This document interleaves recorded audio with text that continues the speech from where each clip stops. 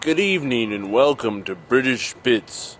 Tonight we'll take a look at this Good evening and welcome to British Bits. Tonight we'll take a look at the mightiest of English rivers, the Thames.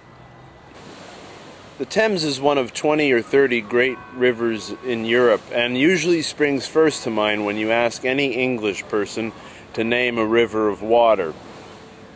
But it is not only known by its own name. Depending on your township or place in history, the Thames is and has been known also as the Icy Spike, the Splendid Ribbon, the UK Serpent, Magna Marvel, the Belt of Britain, the Rose's Path, the Rope of Regents, the Queen's Braid, or if you live in the cunning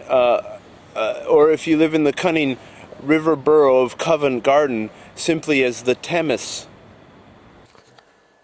On any map of England, the Thames is easily found, for it begins here, precisely in Liverpool, the home of rock legends the Beatles, and gently over millions of years, the Thames has carved its way across the southern section of the UK, cutting off the province of Wales entirely and rejoining the sea here in Brighton, then jutting back inland, bisecting the counties of Essex, Sussex, and Kent, and as well as, of course, London.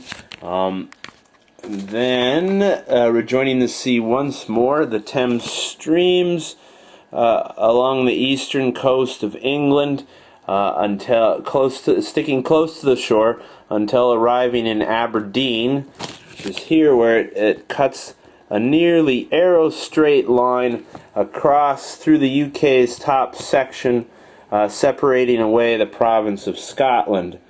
And so the Thames is responsible for letting the UK know where its divisions begin and end, as well as bringing fresh fish and water to most parts of the country.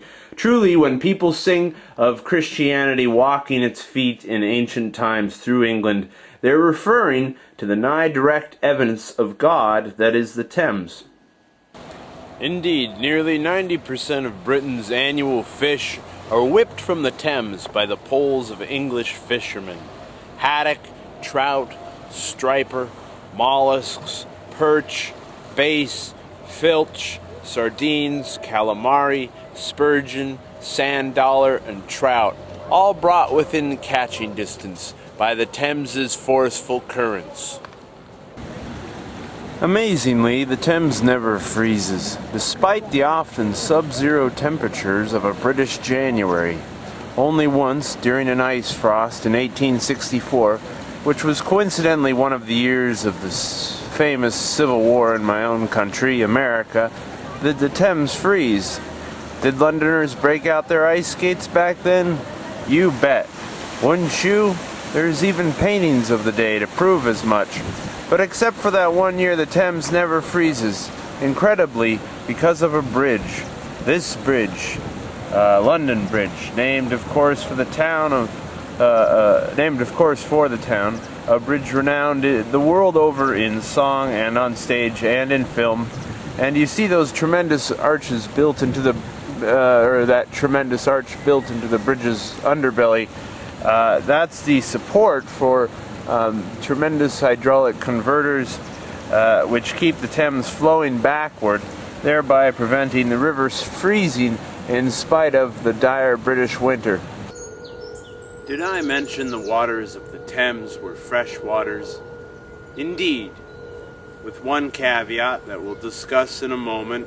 You can, on any day, drop a bottle into the Thames and fish the bottle back with piping fresh water.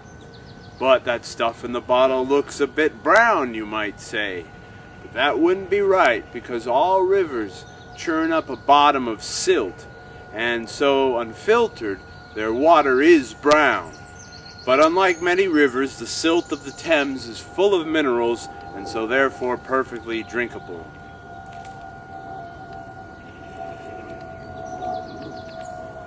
Downriver of London Bridge, the water is pure, but up here, above London Bridge, The Thames is in a life or death struggle against the misleadingly titled Canary Wharf. Indeed, here on Canary Wharf, you won't find any small yellow pretty birds that can talk, but instead corporations and their buildings pumping an estimated 700 million gallons of raw sewage into the Thames every 6 hours.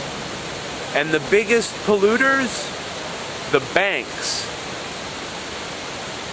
Citigroup, Credit Suisse, HSBC, Bank of America, and of course the nemesis of ecosystems everywhere, Barclays. But never mind, steps are being taken by the English Congress to stop said pollution, and downstream of Canary Wharf, the Thames is still a happy, energetic place to be. You could even say a dogger place. Yes, here then is Putney, London's dogger capital, where a walk along the river with your dog can lead to a sexual tryst with a stranger, or where a walk along the river can lead a conscientious collector of rubbish with a handy carry bag from Tesco to retrieve many a leaving from the hanky-panky of dogger nights.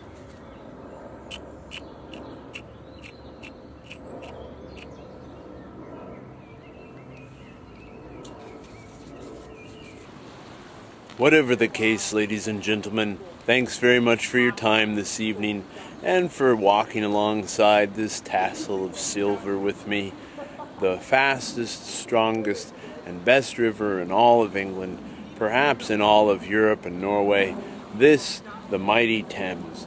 I'm Rafe McAdam, and you've been watching British Bits.